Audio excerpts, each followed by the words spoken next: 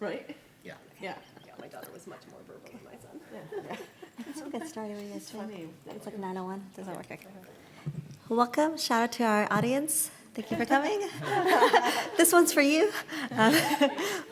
Welcome, last day of SAEM, and we're really thankful that you're here today so we can share with you something that I think all of us are very passionate about, which is collaboration and really kind of building each other up and getting great work out for our community as well, too. And initially, we used to call this talk, leading and teaming in educational scholarship. But then we realized that probably this name is a little bit better, diseases of research collaboration, because unless we're able to really diagnose these problems that are happening with our teams, we're not able to actually, approach it and actually deal with the right treatment for that. So we'll kind of be approaching that from a clinical kind of standpoint and lens of what we do, in our daily lives, and really be able to kind of tap our experts here to pick their brains about how to do this correctly.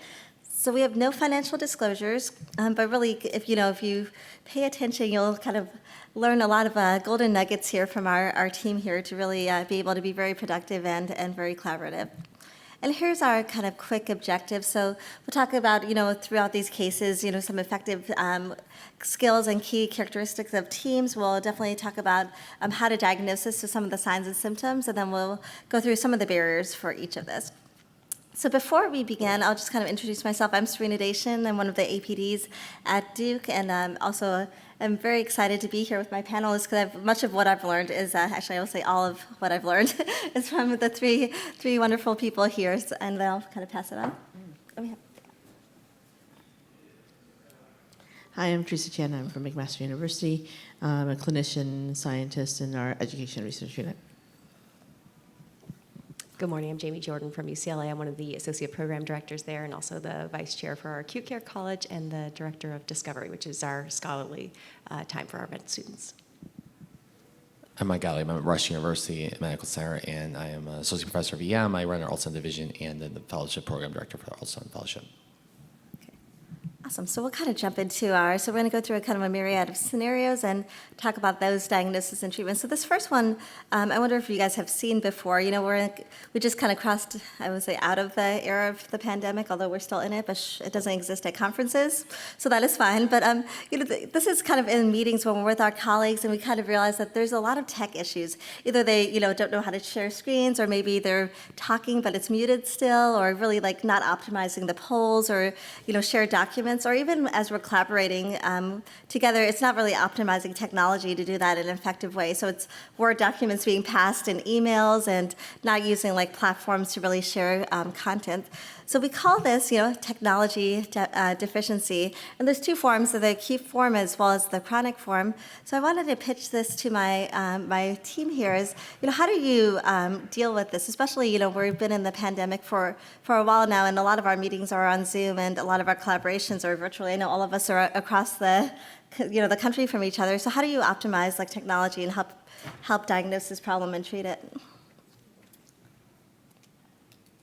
I'll say this is actually a common problem of my own. I am not very tech savvy, and so I have definitely relied on identifying somebody in my group or my team to be my tech champion and either educate myself and other people who are like myself within the group, or sometimes take the lead role for managing the tech-related issues. One of the things I've been increasingly thoughtful about is there's all sorts of tech. There's all sorts of really creative ways that we can do things. At some point, it gets so complex that you spend more time trying to learn the tech than trying to actually get the project done. And so being thoughtful of there's a learning curve involved. And is the learning curve worth it for the degree of tech? Can we do something that's maybe just a little simpler and then gets everyone the same playing field? Or am I doing an investment? I'm saying I'm going to collaborate with this team for 5, 10, a whole series of projects.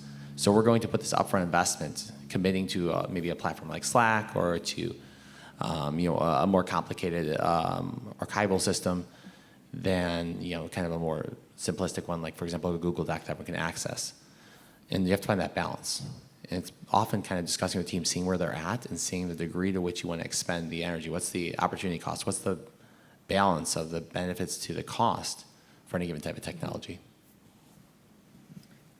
As with all diagnoses, you should have a differential, right? So being open to understanding why and going in with curiosity as to why someone can't use Google Docs, because if you realize that it's because their institution locks out Google Docs or it's not available in Iran, well, then you have to figure out how to work around that, right? And so I do think that there are ways that you can be collaborative and make sure that you create that space for people to be successful, but you have to be open to not anchoring on, oh, they're just a old school person and they're not willing to try. They might just not be able to try. So really working through that differential diagnosis as to what is going on before you leap in, right? It's very much the story you're telling yourself, right?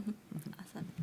Yeah, and this is kind of to summarize, for this, tech deficiency that we're diagnosing is really being thoughtful. I agree with what's the etiology behind that before jumping into it. And here's some other quick kind of treatment options as well. Having a tech tutorial as well, or resources, or having like a tech champion as well. Our residents love doing this, and you could give them a title for it, and they will be excited. Looks great on their CV, right? And they will definitely jump in and meet the speakers ahead of time to run their PowerPoints and all of this too. So that's a great way to kind of amplify their reach as well. And then also just talking about buy-in as well too, because we know in the virtual platform, especially if you're doing a hybrid system for lectures and stuff, that speaking to a blank screen of black boxes doesn't quite work. So helping them to get comfortable with some of the technology as well. Like I like to run the breakout rooms for all my speakers, right? So they don't have to worry about that. It's just like how many people do you want in each room, and they're much more likely to use that because they don't have to do anything except tell me open the rooms, close the rooms, and that makes it easier. So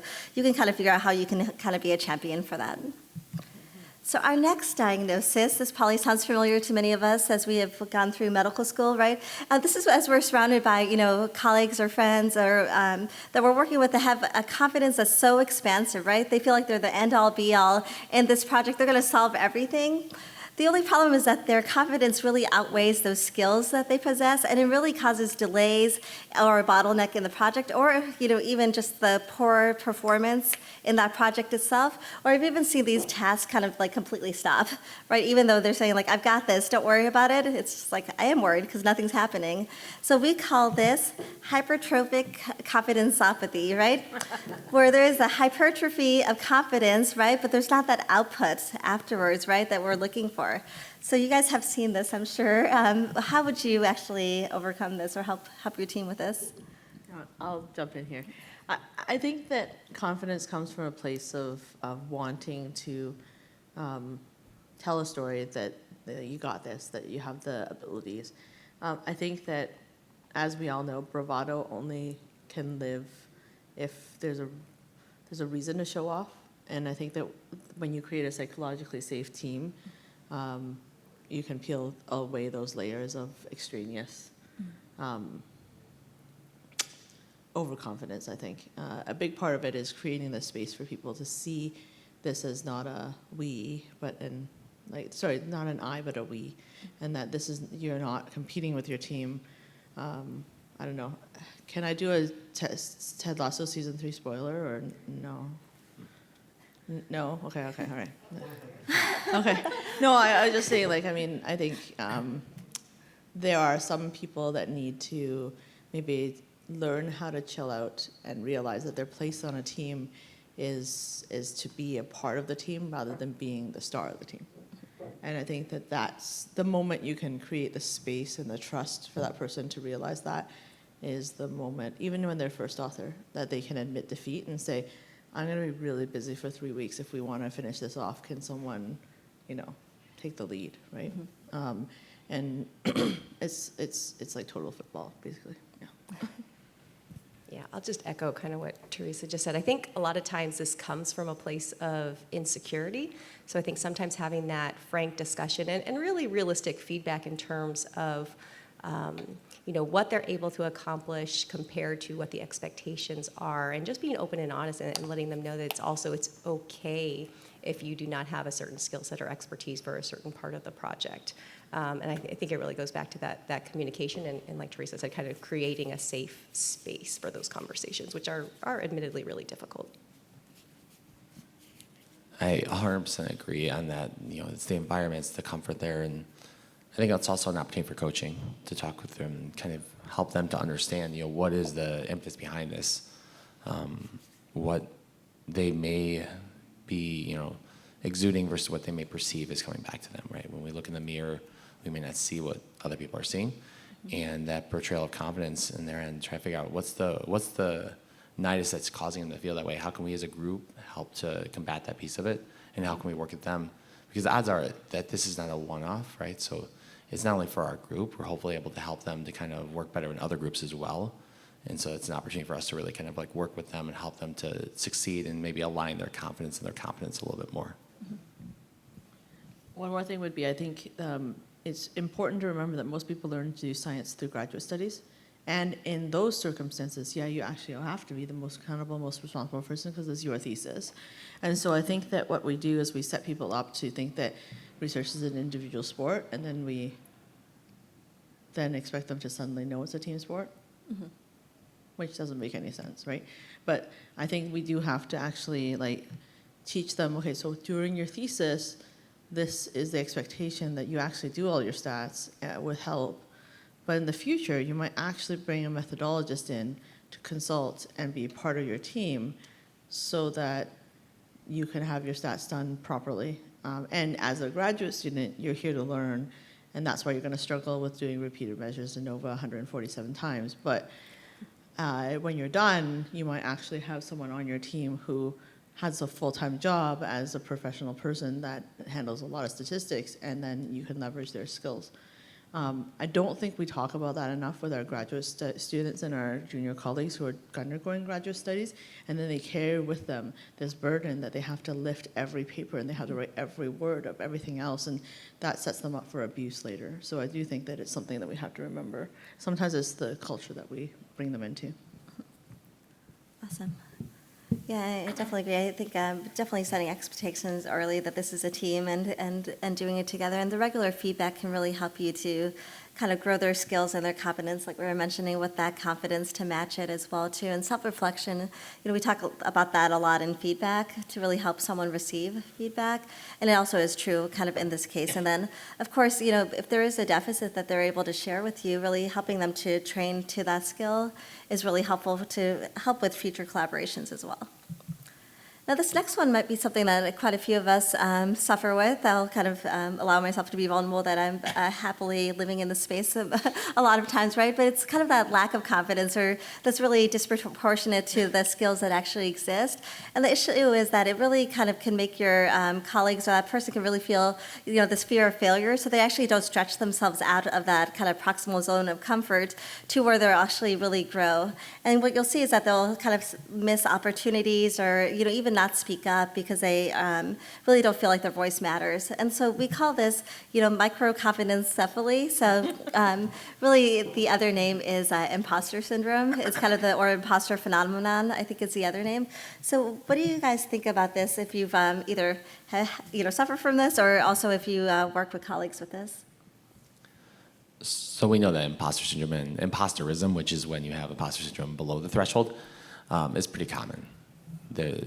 It's prevalent, and particularly within relatively high-achieving fields like medicine.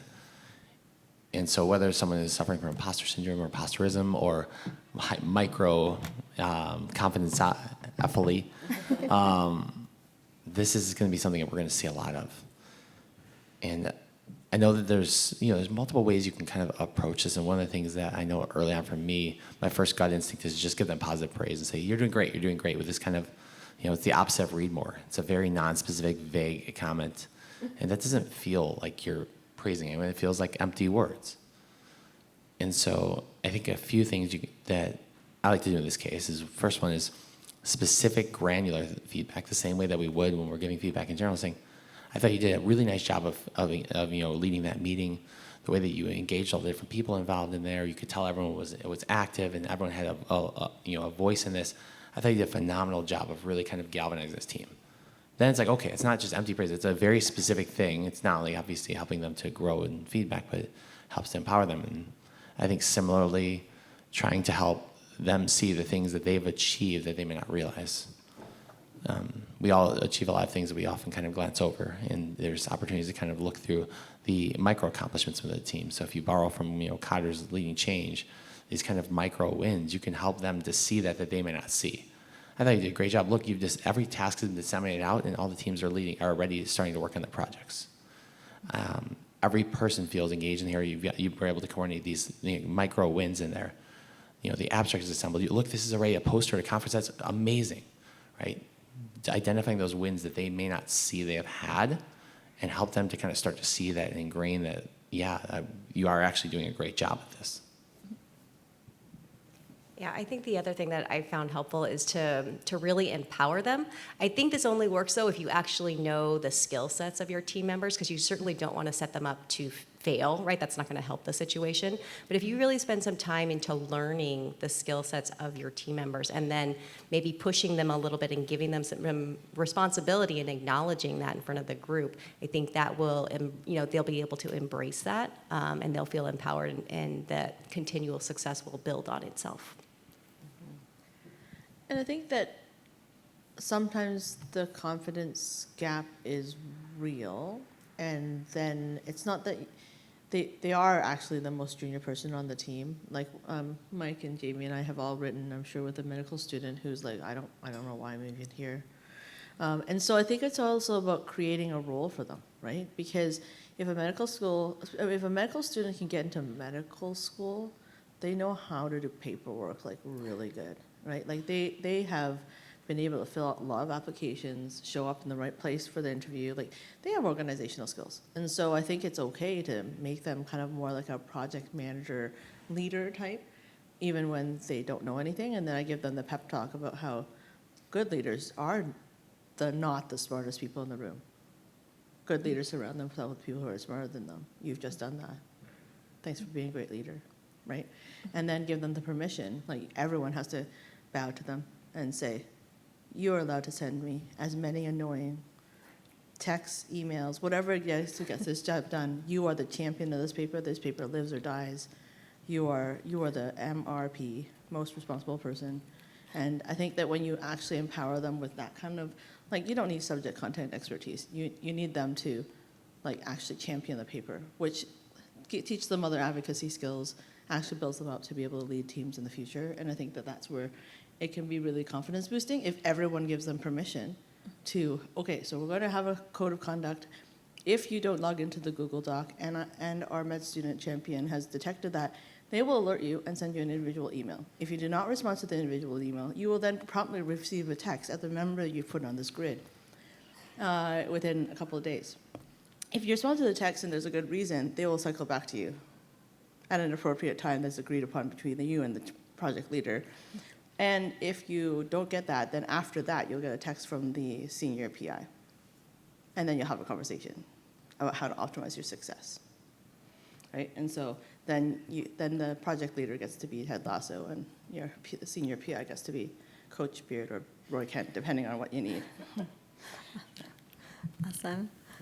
Yeah, and I think definitely just acknowledging that it exists, I think is super important. And in your team, if you're able to do that and show value in each of your members, it really makes a big difference in the productivity of your team. And again, just recognizing contributions, regular feedback, and giving permission to boss, those in, different powers, really makes a big difference. Yes.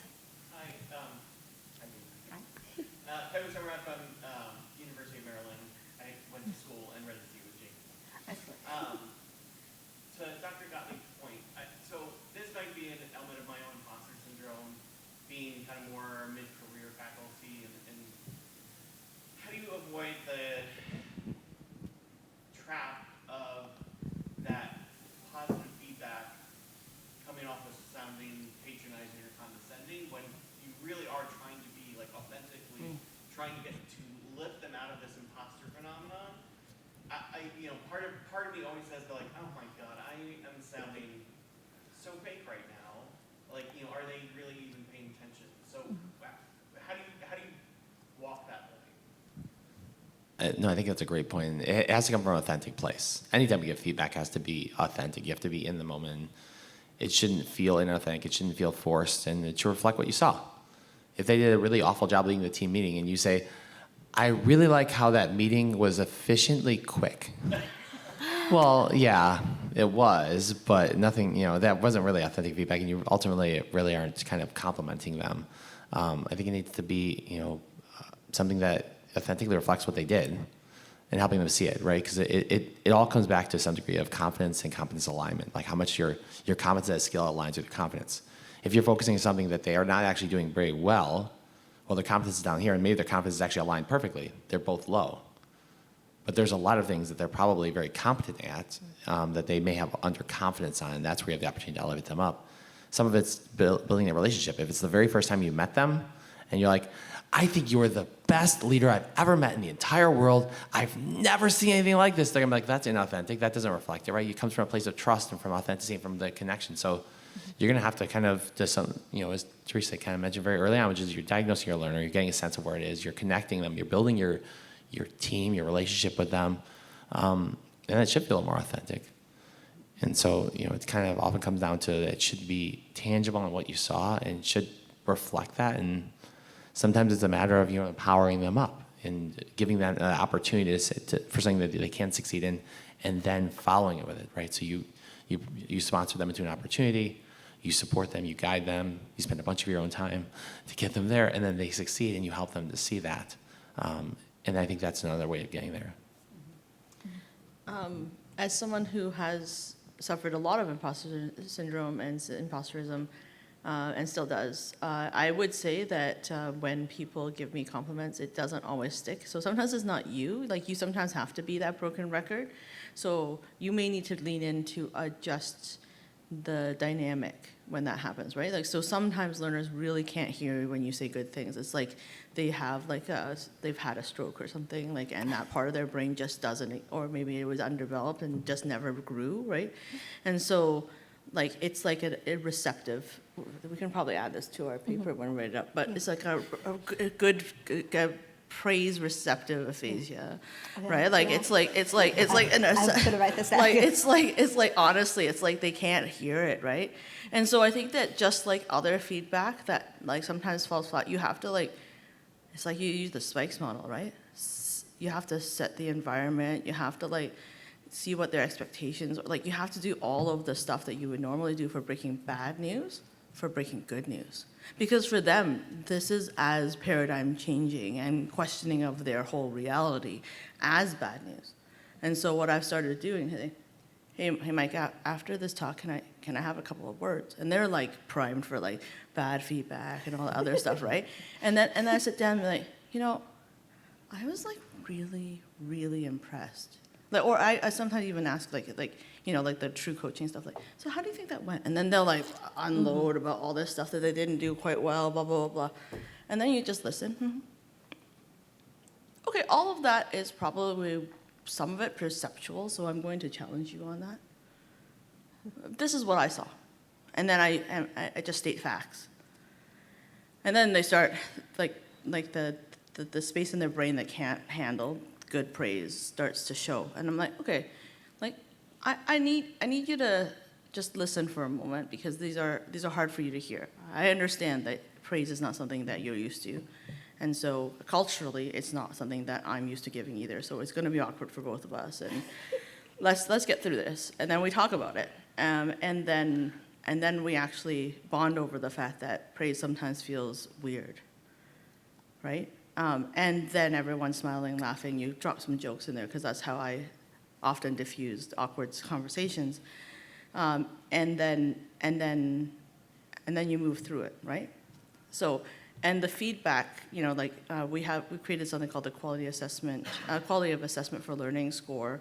And one of our awesome junior collaborators just automated it. So you go to commentquality.ca, commentquality.com. You can actually type in a comment, and then it'll rate how good it is. But the three things you need are objective, observational, reality-based stuff, a suggestion for future improvement, and making sure those two things are linked. So if you do those three things, you get a 5 out of 5 on the score, which is awesome. And you can practice your feedback for good feedback too, because then you might say, hey, I thought you really did well on that talk. Sri, you're an amazing moderator. You really picked up on really good cues, and you got me to stop talking when I was rambling too long. And then in the future, don't be afraid to just yank the microphone out of my hand, because, like sometimes I need to just pick up on signals, and those things are linked, right? And so, you get 5 out of 5 for that commentary. So this next one, I am curious, I think all of us kind of have been either in groups with this issue or not, but it's like a great idea comes up and everyone's kind of working on that manuscript, and then you either get near the end and everyone's like, I'm the first author, right? Right, or there's this power dynamic and then everyone just really is upset because they feel like they put in that work that actually demands that title, right? That's there as well too, but now they're like the second or third or second to last as well too, right? And I think if you have not been in this situation, you will be. We call this multiple lead author disorder, right? Like a multiple personality disorder. There are many voices trying to speak and take that spot, but it's hard to know who actually is the true main lead. I know you guys do tons and tons of collaborations, and I'm sure this has come up and will continue to come up. So how do you approach this? So the common advice that always comes across here is just have that discussion early, and it's really easy to say that line. It's awkward to do, right? You usually have a good sense of who's going to typically lead it in the beginning because they're the one who's putting the project forward, or maybe they're the senior author in that. And then you have a bunch of other people that are kind of scattered there. And I think in the beginning you have to have a sense of where you're going to fall. If you're going to be in the second author position versus the second to last position, there's a different expectation. And if you know that up front, you can assess your time, how much availability. Do you have the capacity to be a second author?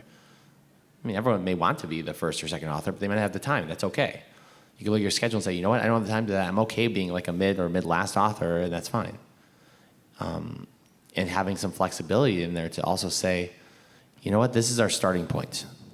And we're starting this journey of a project, but by the time we get through it, it may turn out that someone else has done more work, and maybe they're going to be the new first author. Or maybe they're going to move up in the author order, and having a flexibility of saying, this is where we started at. Here's what I've noticed over the course of this project as like the project leader, project manager. I've noticed that X person did a really phenomenal job of going above and beyond here. How do you all feel about them moving to this authorship position? And then solicit feedback. I found that if you actually ask people about it, most time people are like, yeah, no, that seems reasonable. But if you just kind of surprise people with a switch, everyone's like, well, what happened? Why? We just say, like, here's my rationale, but challenge me. Let me know if my perception is off. Let me know if I'm missing these amazing contributions that you did that I missed because you forgot to track your changes. And you actually did a lot of really hard work that I didn't see. I won't know, so I empower them to help me adjust their author order. But ultimately, it needs to be a conversation early and often as things change so everyone feels comfortable. Yeah, I'll definitely agree with the setting the expectations, and I think it works best if folks actually adhere to that role that was sort of laid out at the beginning, and then has a corresponding author position commensurate with their work. Like alluded to, it's not always easy to do, but it generally does tend to work best. I think if you're not going to do that, then at least set up the expectation in terms of how the author order is going to be determined, and be very clear. Don't just say, based upon work done, right? Because that's a little bit vague and hard for people to comprehend. And that tends to work a little bit better. And I do agree also with Mike in terms of getting that feedback. So if you have not set this out at the beginning and you're doing this later, when you come out with your author order, say, hey, this is what I'm thinking. How do you guys feel about it? If anybody has any questions or concerns or would like to discuss, please shoot me an email. And again, I think that open dialogue will help with people's contentness. I'm just going to add one other thing that is probably worth factoring into this as you're thinking about your author orders. There's an effort piece of it that exists there, but there's also an opportunity for sponsorship. Whether it's empowering someone into a role that's more active there, but just thinking about the value to the person who may be underrepresented in medicine, who may have less opportunities. I think we have an opportunity to use authorship as a sponsorship role for other people to kind of be the person that can advocate for them to have that as, especially when the role of authorship often matters more to other people and they have less opportunities than sometimes we do. So I think just being thoughtful about the diversity, equity, and inclusion opportunities that can exist within authorship and how we should be factoring that is another thing I'm always kind of being increasingly conscious with as I'm developing out my author order and recruiting co-authors. And I think it's also having the conversation about the pragmatism of the authorship order and what it means to people. So for instance, at some institutions, it's really important to be corresponding author, even if you're in the middle, because that's actually the coin of the realm there. And last author is really important in my institution. First author is really important. They're actually held in the same regard. Second author, third author, fourth author, doesn't matter. So, I mean, I'm happy to, if at Jamie's institution, second author is important, I'm like, yeah, put me like second to last then, right? And so those are all conversations. Also rank of the person, like if a full prof is still trying to be first or last author, and I mean, maybe if it's their actual like baby, like I've had emeritus profs who are like, I'm gonna write this sucker up, and I'm like, okay, you do it, you do you. I'm at Jeff Norman's institution, and that guy just loves to write, and you can't stand in his way. So you're like, yeah, Jeff, go ahead, like have fun, because like it is literally fun for him, and I can't take away the toy from the baby kind of thing. Like it's just like I can't. But like when he's not, he can also, like, if we have the conversation, like, Jeff, this was not yours to write. And he'll be like, okay, yeah, okay, all right. So he'll sit down with the junior author and suffer through all the slings and arrows of editing and polishing and, yeah. So that's all of the important part. But having that conversation, and again, psychological safety, right? Like, if you have defined roles, if you have defined things, like, one time I did change the corresponding author on Mike without conversation. He's like, why did you do that? I'm like, good question. If we put me as corresponding author, even though I'm in the middle, we get open access fees waived. And he's like, oh, never mind. Good call. And because the Canadian librarians went on block, kind of like UCLA with Wiley, and they said, so like some of the journal articles are like going to be free if they get accepted. So that's good. And that's like a great example of like where you have a team that's safe, because I've known Teresa for, I don't know, almost a decade now. Mm-hmm. And so having that, like I can very easily, as like the person on the other end, be like, hey, what happened here? But I think it's harder for junior team members to ask that question, and then that can lead to, problems within future collaborations where they feel hurt and they're like, oh, what just happened? I got moved, I shifted, something changed. So I think as the team leaders, and really as anyone kind of on the team, helping to empower them to have that conversation and the psychological safety to ask the question, like, help me understand what happened here. I went from first to third author, like help me understand. Then they often will either help give you feedback and say, oh, you know what, here's what you did. Okay, actually maybe second author is more appropriate, or they'll understand for the future, okay, I didn't really contribute very much. I thought I was going to and I didn't. Now I know next time if I'm going to be a first author, I'm going to earn it by doing X, Y, Z. Awesome. Cool. Yeah. So you could definitely say, like, assigning roles early is always the best practice, but that is hard to do. And definitely, at least defining the roles early is super helpful, so everyone knows where it falls is really, and the accountability really can make a big difference with this. This next one is kind of a little bit funny, but very predominant, I think, in our culture as well, too, right? It's like the radio silence where you said emails or texts, right? Or missed deadlines without communication. Now you're like texting them, you're showing up to the door, no one's answering, right? And you're really wondering, like, what happened? Or if you use Slack or any of these things, you're sending up SOS signals and no one's there. So we call this collaborator oblivicans, right? Or ghosting is the other name that's there. And this is unfortunately really challenging, but it does happen. And this is how deadlines and things get missed. So what do you guys do about that? I think this also comes down to just having a frank conversation and really checking in and understanding the why they're not present with the project right now. Because maybe there are extenuating circumstances. They've had family issues. They got a new role at their institution that's requiring a lot of their time. And so it's really hard to solve unless you understand what's going on behind it. And I have had this situation too, and I think sometimes if it is sort of a mismatch between what they can give at the time and what the project needs, just saying like, hey, it's okay, you can step back, we'll assign this task to somebody else, and no hard feelings. So I think the other thing that you want to be cognizant of is just making sure that you preserve that relationship, whatever the issue may be, so that you don't lose a collaborator for the future. Mm-hmm. I 100% agree, and then the importance of just checking with them and seeing what's going on behind the scenes, and whether it's from an overall kind of like wellness check, or it's just this is just not a good time, we need to discuss a different time, or maybe this opportunity is not the right fit anymore. But unless you talk with them, you don't know. We tend to do a really good job of imagining what the other person is going through, and imagining that we know the answer to it, and imagining we know the why. And we can't do that, right? We just need to talk to people. I found emails to be like the worst method of this. Like I'll send an email, I get no response, email, no response. And then you talk to them, they're like, yeah, I feel so guilty after the second email, I didn't want to respond to the third one because I hadn't even responded to the first one yet. And then it's like, and it just keeps going and going. And it's like, it's not making them feel better, it's not making us feel better, the project's stalling. Whereas one phone call often kind of addresses a lot of those issues. And the other area I'll usually kind of do is just negotiate a deadline with them. Like I might have a backstop of I need the project done by X date because I'm going to submit an abstract or a grant, or here's like my backstop date. Here's where I'd like it to be.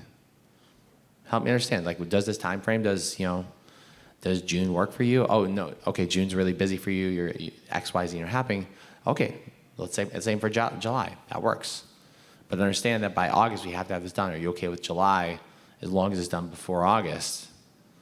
And they're like, yeah, that works, and we've set the expectation together. And if they're like, no, I can try for July, there's a good chance it won't make it till September, well, then I know that, and maybe they're not in the right spot to take a major lead role, or maybe they assist with it, maybe they get involved later. But I think when we try to just put a deadline that works for us, for everyone else, without knowing what their life circumstances or their timelines are like, we're setting ourselves up for failure.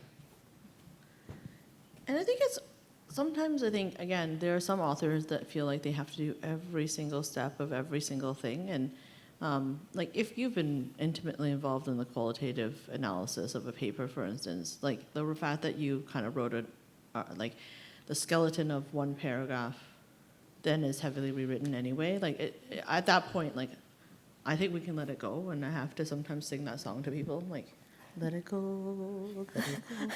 And I'm like, why don't you just help us with the revisions when they come back, right? So sometimes I have to say, hey, I think this paper is like 82% done, and the reviewers and editors are going to have their field day. In 3 months, when they get back to us, you'll be in a better place, and you're going to heavyweight and help with that. Cool? And then that way we can at least submit the paper, right? Because sometimes what happens is that people really want to do their part, and they have their ethics, and they're like really trying to do their part, and it's coming from a good place. It's just like pathological in that way that they have to like control it. Yeah, and definitely, like thinking about, our collaborator and stuff too, it is true, the more times you send an email or reach out and stuff, there is a guilt that's associated with that. It could feed into the imposter syndrome that we talked about, right, and all of that as well too, so just being thoughtful. And definitely always, though, I like to start with a wellness check, right? I don't know what's going on in their lives and, their bandwidth and stuff too, and the first thing I want to say is like, are you okay? Are you okay, and can I help you? Right, just so that they, they matter as a person. The project can wait, right, but are they okay as a person? And then after that saying like, I would love to collaborate with you, but if this is not the right time, let's figure out how we can work together for that. And I think that really helps to preserve the relationship, helps to create that safe kind of psychological space that we've mentioned before, and then also gives them the ability to bow out gracefully, right, to take a step back and say like, we can't create 25 hours in a 24-hour day, right? And so although we're all trying to, it gives them a chance to say, I am human, and this is all I can get done, and we could pick this up at a different time. So it definitely is important to have a good communication with your team.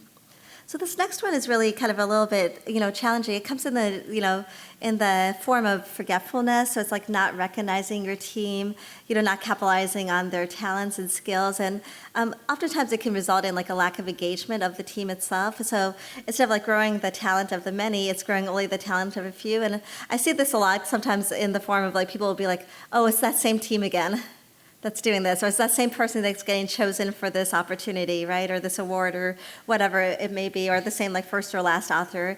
So we call this global talent amnesia. Instead, so how do you guys like combat against this, or if you see this happening in other teams, how do you approach this?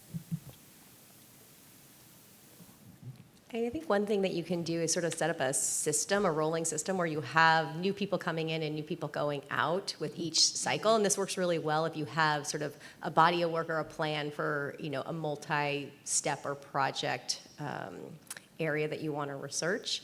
Otherwise, I think the other thing that's helpful is just like looking to make your teams of diverse people and talents and career stage, right? So that everybody brings something different to the group. And you also kind of have that diversity of level of expertise. And a lot of times when this comes from, it doesn't come from a bad place, right? It comes from, I like working with these people. I know we do good work together. We're successful. Let's keep being successful. That makes sense, right? You have a team that works great, but that's not how you grow talent. And the goal of almost every project I'm on is to make myself irrelevant so that someone that runs without me. And, you know, the first impetus I have is, okay, let's go to an entirely new team. Let's start fresh. And then that's a whole new round of galvanizing. It's a lot of work. It's really hard to build a brand new team out like that. But you don't want the exact same team existing. And, you know, as Jaime alluded to, like starting to bring in people into the fold, what I'll often do is I'll create dyads. So I like using this dyad model where I'll have one senior experienced member of the team paired up with someone who's junior, who is just learning this, and they have a direct mentoring role. So maybe if they're in charge of, for example, the writing, if their job is to write the intro and maybe some of the discussion, we have a junior writer pair with an experienced senior writer, and they work together on it. And that's not like the junior person does it, they send the whole team sends a bunch of red lines, takes forever. They're working back and forth. They're training them up. And they're training them as kind of their replacement the same way that we kind of like mentor and apprentice people in other applications. And so I'll kind of work with these like close dyads together, and then they present back to the team, and then the senior people start to rotate out, and the junior people come in, and then they become the senior people, and it continues forward. So it's not like a sharp, you know, switch of the team. It's just you're gradually building people into the fold with close mentorship built in. So I think Mike and I are pretty simpatico in that because we kind of, I guess, there's probably been a couple of people that have been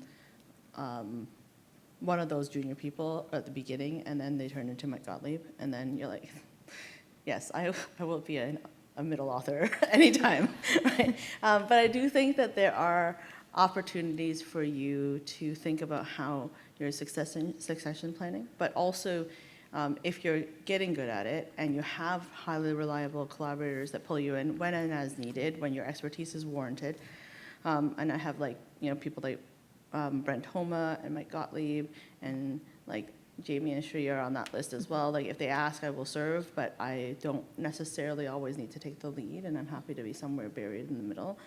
I think that the art of it though is sometimes you do have to start anew, and it is frustrating, but like sometimes building a new area in a new field and then creating that, it's like starting a new company. I have a startup soul probably, so I tend to seed into new areas. Like the latest ones in Serious Games, they have their own Slack. I tried to put them in our like Teach Hub Slack, but that wasn't happening. They created their own community practice, and I'm still on their team helping them grow their community, right? So we do, like I am the only person that's really published in Serious Games, but we are leading that team, and it's been a little painful, but I'm finding some stars there, and they're worth investing in. Because Mike Costamini in OHSU is an ID doc that created Empiric. It's really awesome, and he really wants to learn how to study it. He won his first little grant, and I'm like, okay, great. And then there's Michaela Stiver, who is at McGill University as an anatomy prof, and they never would have jammed together. But now, like, high performance team, we started with a scoping review, that now we're moving into like a review of actual game repositories to see what like serious games there are out there, and then they're already thinking about the next one and the next one. And I will not always be there, but I love the fact that I could start them off and then hopefully make myself redundant and pull back and only come back when and as it suits me, and the project specifically.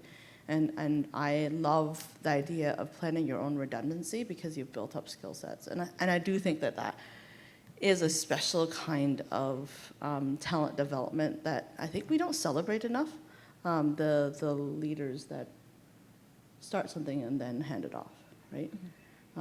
Because not everyone should be Steve Jobs. So you should walk away from your company and not go back necessarily unless they really need you. I guess maybe Steve Jobs is actually the like a template of that. But like, you know, like being able to pull back until, you know, I think Larry Page and Sergey Brin have actually done a pretty good job at being able to be like, yeah, like you guys can run Alphabet, right? And then sometimes they get pulled back in when and as it's needed, right, with the AI crisis. But they're like, no, we're tired, you know, like, and I think that's helpful to know that there is the opportunity to do that, and sometimes you can seed a field and then give them the gift of the operating procedures that you have so that they can then replicate and grow, right? And to me, that is actually really important, and that's how you, global talent amnesia is creating an operating system that's different. Well, we have like 5 minutes left of our session, so I just want to kind of open it up real quick and see if there's any other questions that you guys have. Okay. I might actually just pull you guys for your, like any final words that you have, if that sounds good. Okay. I just tossed. Go. I need to take a sip of water. I think I just got voluntold to go first, but that's fine. So, psychological comfort of our teams, and I think that really kind of ties back to you have to galvanize your team some way. We're in an increasingly digital era. We get used to Zoom meetings and texts and Slack, and you have to have some way to galvanize your team together. Sometimes, even with highly functional teams that have worked together for a while, there's value in that. But particularly for newer teams, I find that sometimes we get into these email series and we're like email, and you never actually met to talk it through and align your interests, align your focus, figure out what people do well, how we can best work together. And so I've been trying to be more intentional in my teams to have like some kind of a kickoff meeting, particularly in ones who are newer and haven't all worked together, to just, even if it's via Zoom, be face-to-face, to see each other, to talk, to think it through, and then kind of go into some of the asynchronous modes. Versus jumping straight into asynchronous, I find that oftentimes I regret that we didn't galvanize earlier, and then we have to play catch-up later. Yeah, I would agree with that. And I think part of that galvanization is really just having excellent communication. And there may be different strategies, and you may employ different strategies along the path or with different teams. But I think for me, that's what it really comes down to, is make sure that you're effectively communicating amongst your team. And I think the last thing would be that your goal in a research team hopefully isn't just to make research, but rather to grow talent within that team. So creating spaces for the rookies to come in and think of it actually kind of more like a sports team, so that you have people always kind of having opportunity to be always recruiting or letting people be scrappy and try out, right? I think that's actually really important. So with some of our research teams, we've actually created a website where, hey, if you want to join our team, email us here. And like, that really filters people out, right? Like, you have to really love research to like send a whole email to say, hey, can I join your team? Like, no one's going to do that for fun, right? It's kind of like the person that plays pickleball. Like, they'll figure out how to play pickleball. And so you're probably filtering out. You're not just like randomly, it's not some random person in the hallway at SEM. You're like, hey, we should write a paper together. That's not exactly what it is, right? Like, it's, here's the work that we do, here's the website that we have for our team. If you want to come and try out and see if you can be part of our team, here's some opportunities, come and join us, right? And as long as you kind of passively put it, if you were like aggressively recruiting them, that you might get excess number of people, but I do think it's possible to make it opportunistically available for people who want to do it. Awesome. Thank you guys so much. And I appreciate you guys coming to our session as well. And you see, like, this is what we do kind of in our daily lives. And the ED is like, coming up with, the signs and symptoms that fit a broad differential diagnosis. And by doing that, then we're able to come up with the right treatment plan. And definitely as you're working with different teams, different personalities, different lived experiences that are coming into that space itself to kind of be part of your team, is really, one, getting to know each other, creating a psychologically safe and brave space for them to step into, and then also building up your team and amplifying their skills so that you can grow together. And all of these diseases, we make it kind of a little funny game, but this is really real and transparent in our collaborations. And so just being thoughtful that we need to meet our team where they're at and help them to know that they will be successful together as long as we work together and communicate well. So thank you guys so much.